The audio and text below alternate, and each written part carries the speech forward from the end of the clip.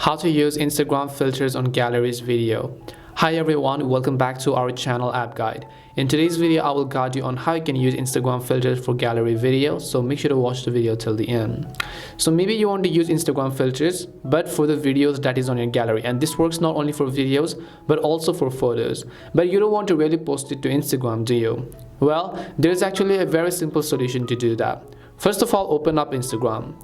Then go about selecting the post that you would like to add a filter on. So this could be a photo, or this could actually also be a video. In this case, let me just choose a random video here.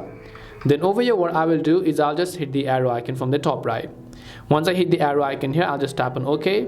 Then I'm going to just go ahead and apply the filters just like this. You can see I have many type of filters, right? And once I apply a filter, so let me just choose a one that is really obvious, which is just black and white. Then I'll just tap on the next button. So right over here, what we will do is now we will not actually post this.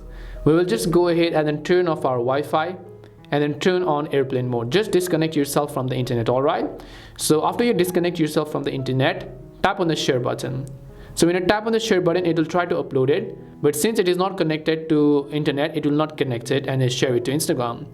But the magic over here is that it says will automatically post when possible, right? The magic over here is that when it is not being able to post on Instagram, it will automatically save them to your gallery.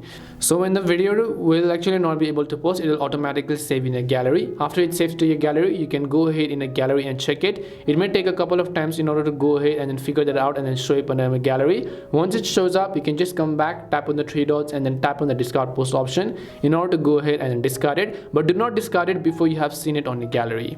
So hope this video helps you. If it did help you, then make sure to leave a like and subscribe to the channel. If you have any questions, feel free to leave them down. Thank you very much for watching and see you in the next video.